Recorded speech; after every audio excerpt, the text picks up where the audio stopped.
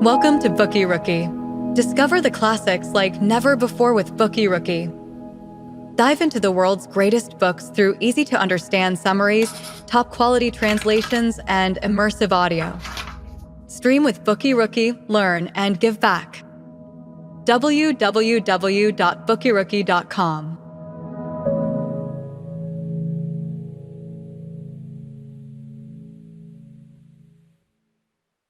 You're about to listen to The Call of the Wild by Jack London.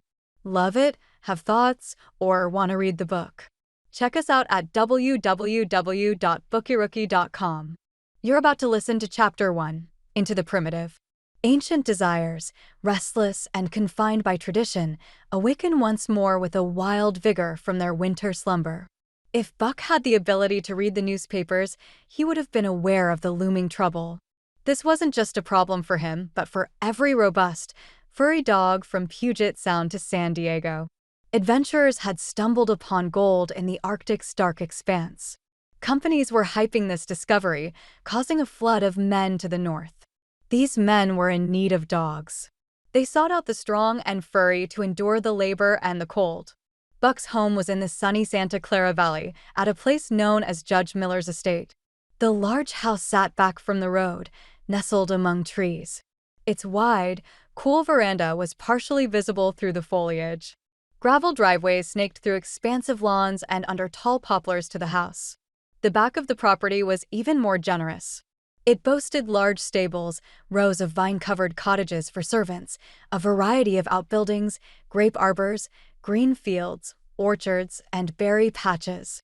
There was also a pump for the artesian well and a large cement tank where Judge Miller's sons took their morning swim and cooled off in the afternoon. Buck reigned over this domain.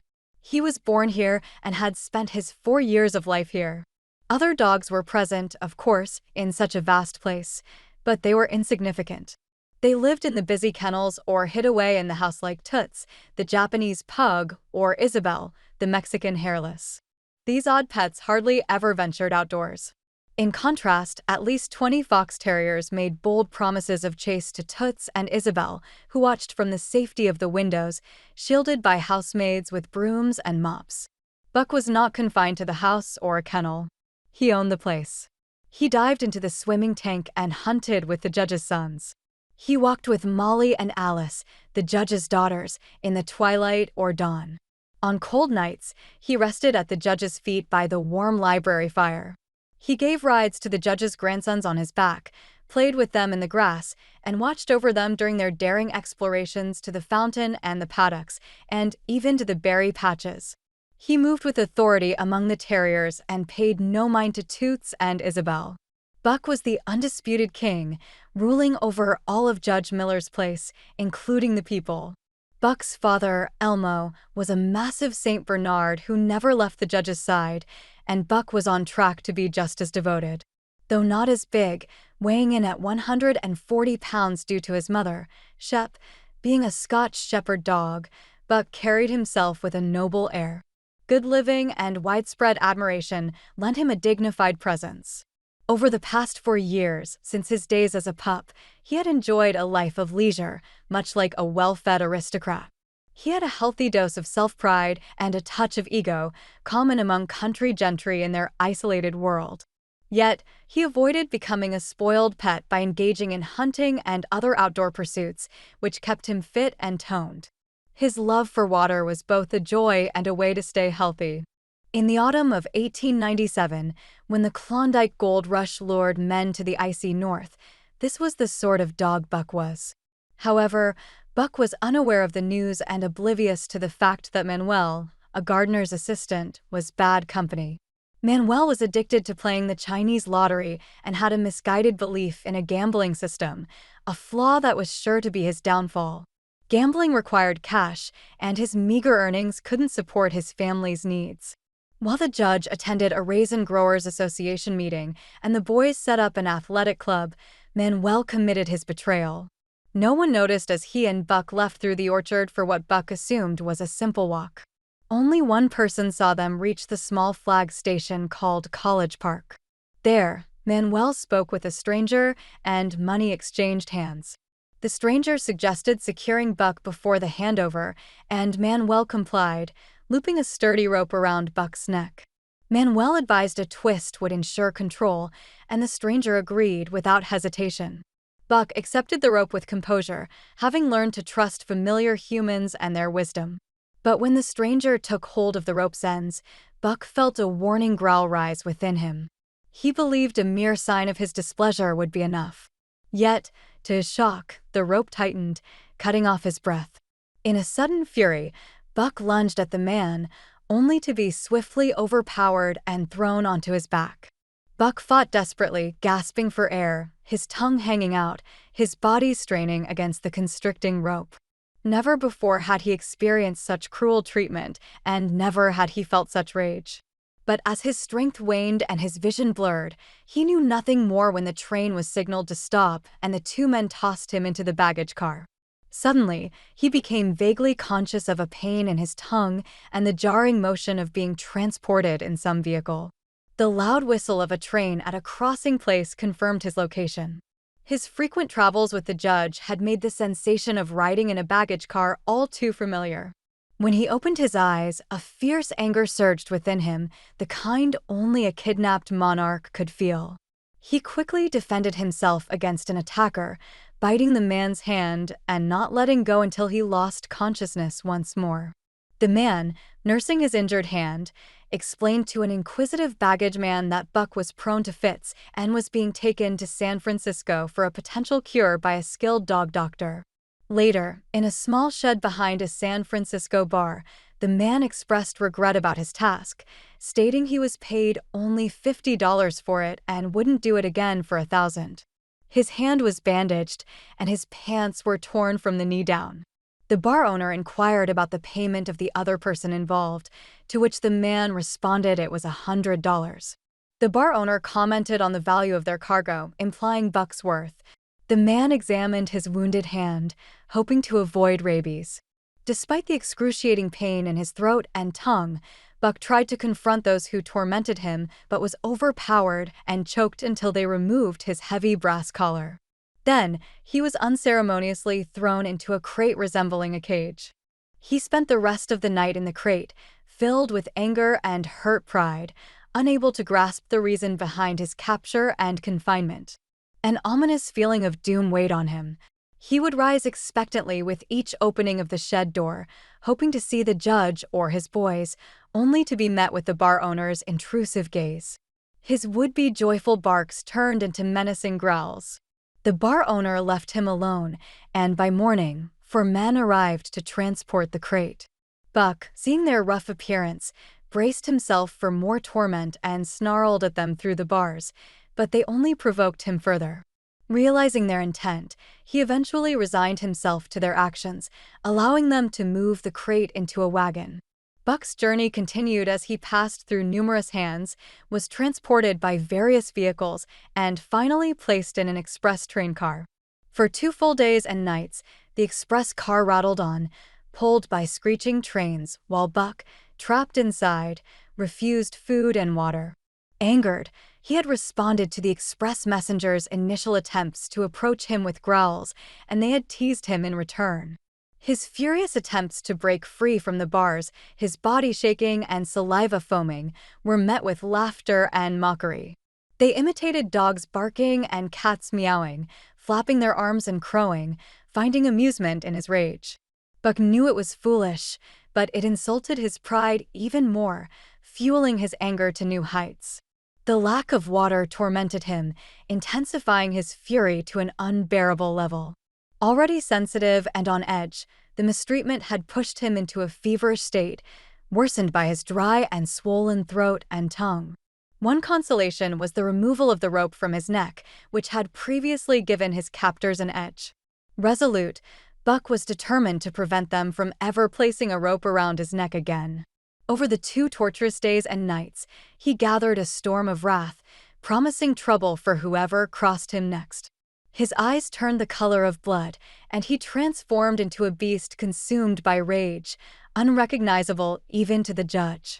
The express messenger sighed in relief when they finally unloaded him at Seattle. In a small, enclosed yard, 4 cautious men transferred the crate from a wagon. A burly man in a loose red sweater came out, signing the driver's book. Buck sensed this man was his next tormentor and attacked the bars with renewed ferocity. The man, unfazed, retrieved a hatchet and a club. The driver questioned if the man intended to release Buck now, to which the man confirmed, prying open the crate with the hatchet. The men who had carried the crate scattered, climbing the wall to safely watch the unfolding scene. Buck lunged at the weakening wood, biting and thrashing against it. He mirrored the man's movements on the inside with his growls and snarls, eager to break free as the man calmly worked to open the crate. As an opening appeared, the man put down the hatchet and gripped the club in his right hand, ready for Buck's escape. Buck, like a demon with eyes of flame, tensed for his leap, his fur bristling and mouth foaming. He charged with all his might, his 140 pounds driven by 2 days' worth of pent-up passion. But just as he was about to strike, a jarring blow halted him mid-leap, sending him crashing to the ground. Unfamiliar with the pain of a club, he was confused and enraged. He charged repeatedly, each time the club met him, knocking him down.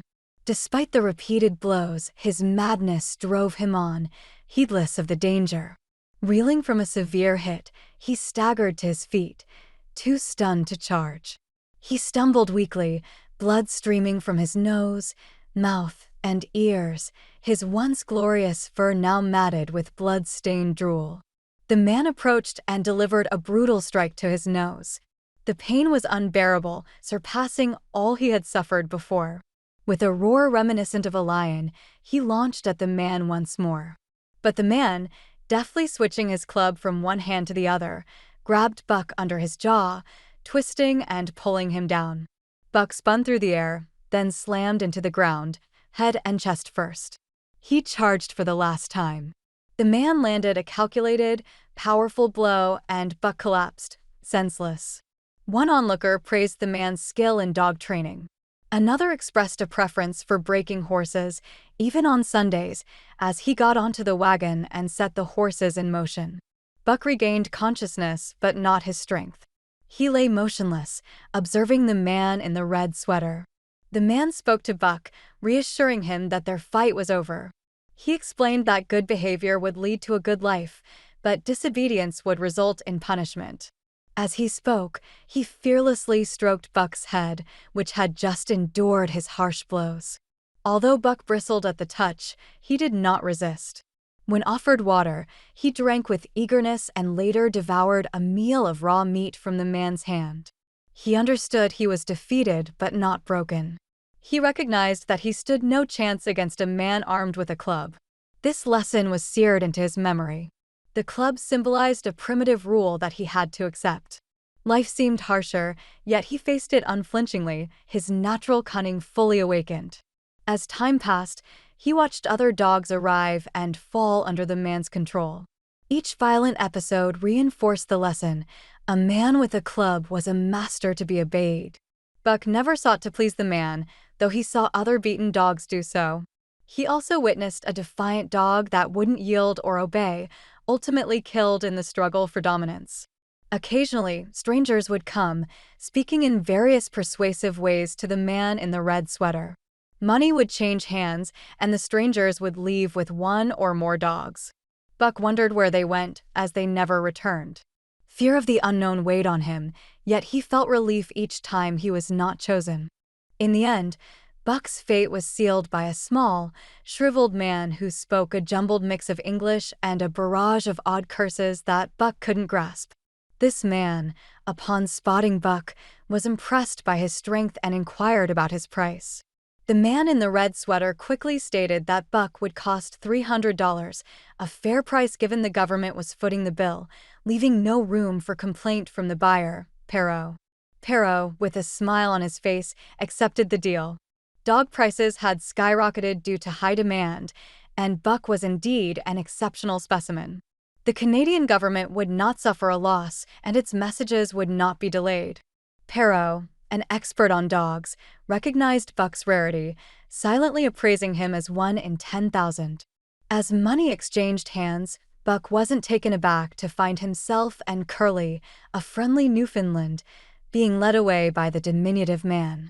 It was their final glimpse of the man in the red sweater and the warm Southland as they viewed Seattle shrinking into the distance from the deck of the Narwhal. Below deck, Perrault handed them over to Francois, a towering man with a dark complexion. Perrault was a French-Canadian with a dark skin tone, but Francois, a half-breed, was even darker. They were unlike any men Buck had known, and while he felt no warmth towards them, he came to respect them for their fairness and wisdom with dogs. On the Narwhal, Buck and Curly met two other dogs. One was a large, snow-white dog from Spitsbergen, previously owned by a whaling captain and later part of a geological survey team. This dog was outwardly friendly but deceptive, as shown when he stole from Buck's meal. Francois's whip cracked, punishing the thief before Buck could, which seemed fair to Buck, earning Francois a notch of respect. The other dog, named Dave, kept to himself, showing no interest in the newcomers and making it clear he wanted to be left alone. He was a somber, unfriendly creature who didn't care for anything, not even when the Narwhal tossed and turned on the rough waters of Queen Charlotte Sound. While Buck and Curly panicked, Dave simply yawned and went back to sleep. Continuously, the ship vibrated with the relentless rhythm of its propeller. Each day resembled the last, yet Buck could sense the air turning chillier as time passed. Then, one morning, the propeller fell silent. An air of excitement filled the _Narwhal_. Buck felt the stir, along with the other dogs, aware that change loomed near. Francois secured them with leashes and guided them to the deck. Buck's paws met a cold, soft substance much like mud. Startled, he leaped away. This strange white material floated down from above. He tried to shake it off, but it clung to him. Curious, he tasted it, only to feel a sharp sting before it disappeared. This was confusing. He tasted it once more, with the same surprising result. The others found this amusing, and Buck felt a sense of embarrassment, though he didn't understand why, for he had never encountered snow before. You're about to listen to Chapter 2, The Law of Club and Fang. Buck's initial day on the beach at Dai was a waking bad dream. Each hour brimmed with jolts and astonishments. Plucked from civilization's core, he found himself tossed into a wild, ancient world. Far from a leisurely life of boredom, there was no calm, no rest, no safety here. Chaos reigned, with danger lurking at every turn. Staying sharp was a must. The dogs and men here were wild, ruled only by the brutal law of club and Fang. Buck witnessed a brutal dogfight, unlike any he'd seen before. It served as a harsh lesson. Curly, the victim, had approached a large husky, only to be savagely attacked without warning. The husky struck with a swift bite and retreated just as quickly, leaving Curly's face torn from eye to jaw. This was the way of the wolf, to hit and run. But the real horror came next. Dozens of huskies formed a silent, watching ring. They seemed to wait with anticipation. When Curly charged, her opponent dodged and knocked her down. She didn't get up. The huskies pounced, a yelping, snarling mass, and Curly was overwhelmed, her cries of pain lost beneath them. The attack was so sudden, Buck was stunned. He saw Spitz, another dog, seemingly laugh with a flick of his tongue. Francois and others rushed in, clubs swinging, to break up the fight. It was over quickly. In less than 2 minutes, Curly was motionless, a lifeless form in the snow, as the half-breed cursed over her. This brutal scene haunted Buck's dreams. There was no mercy here. Once you fell, that was it. Buck vowed to never be defeated. He saw Spitz laugh again, and from that moment, Buck's hatred for him was sealed, deep and unending. Still reeling from the shock of Curly's tragic demise, he was hit with another surprise. Francois fitted him with a network of straps and buckles. It was a harness, like those he'd seen on horses back home. Just as those horses had labored, he was put to work, pulling Francois on a sled to the forest bordering the valley and returning with firewood. His pride took a hit, being used like a draft animal, but he was smart enough not to resist. He threw himself into the work, giving it his all despite the novelty. Francois was strict, expecting and getting immediate compliance, thanks to his whip. Dave, an old hand at this, would nip at Buck's back legs if he made a mistake. Spitz, the leader, was also seasoned and would growl a sharp correction or cleverly use his weight to guide Buck. Under the guidance of Francois and his two canine companions, Buck learned quickly. By the time they got back to camp, he knew the commands to stop, to move, to take wide turns, and to avoid collision during downhill rushes. Francois praised the three dogs to Perrault, boasting about Buck's exceptional pulling power and how swiftly he was learning. In the afternoon, Perrault came back with two more dogs, Billy and Joe, husky brothers who were night and day in personality. Billy was overly friendly, while Joe was a sour soul with a constant growl and a mean stare. Buck welcomed them, Dave ignored them, and Spitz set about showing them who was boss. Billy tried to appease Spitz, but ended up running away and yelping when Spitz bit him.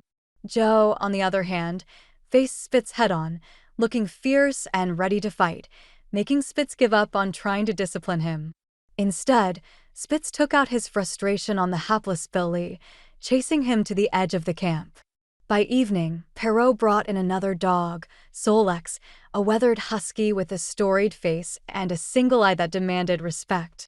He kept to himself, and even Spitz left him be. Buck learned the hard way about Solex's dislike for being approached on his blind side when he received a painful slash for his mistake. From then on, Buck steered clear of that side, and they had no further issues. Solex, like Dave, just wanted to be left alone, but Buck would later understand they shared another, deeper ambition. During the night, Buck grappled with the challenge of finding rest. The tent shone like a warm beacon against the stark white plain, lit by candlelight. Expecting to enter as usual, he was met with a flurry of curses and kitchenware from Perrault and Francois, which sent him scurrying back into the freezing night. The biting wind attacked him, especially his sore shoulder. He tried to sleep on the snow, but the biting cold forced him to get up, shaking from the chill. He roamed aimlessly, passing tent after tent, only to find the same biting cold everywhere. Occasionally, fierce dogs charged at him, but he stood his ground, growling, and they backed off. An idea struck him to check on his teammates, but to his shock, they were nowhere to be found. After searching the large camp and coming back empty-pod, he circled the tent in confusion. Suddenly, the ground beneath his front legs collapsed, and he tumbled into a hole, startled by the movement underneath him. A friendly yelp calmed his nerves, and he discovered Billy, curled up in a snug ball beneath the snow, offering peace by licking Buck's face. Buck learned quickly from this encounter. He chose a spot and clumsily dug himself a hole. His body heat soon warmed the small space, and he fell into a deep, restful sleep, although he occasionally twitched and growled, haunted by nightmares. He didn't wake until the camp came alive with morning noises.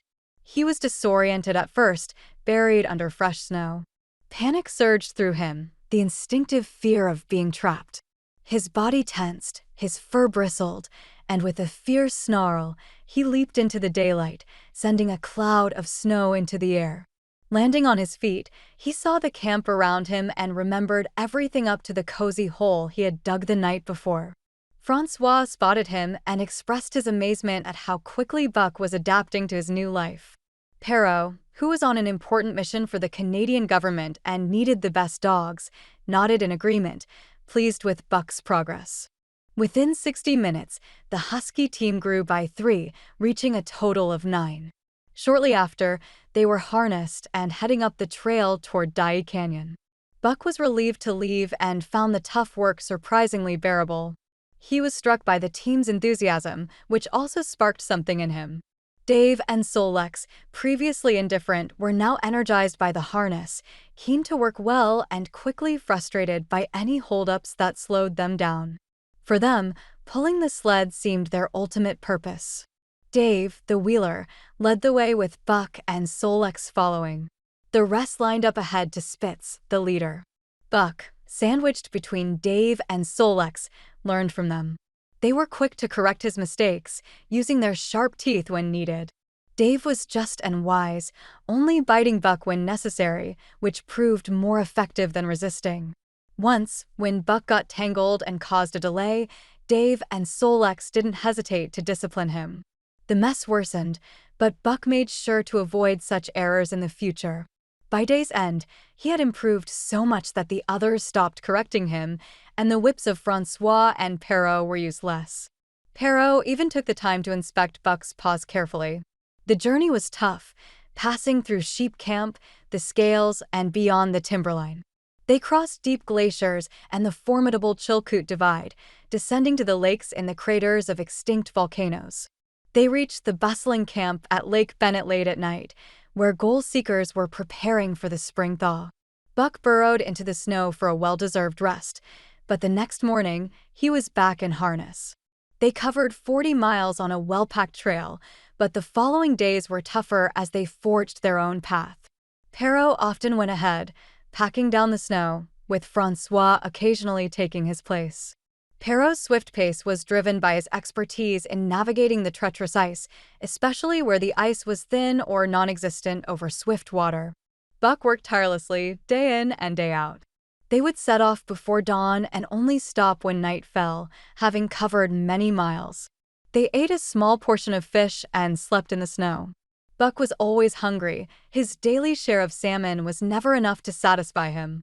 Despite his constant hunger, the other dogs managed well on even less, as they were smaller and used to this life.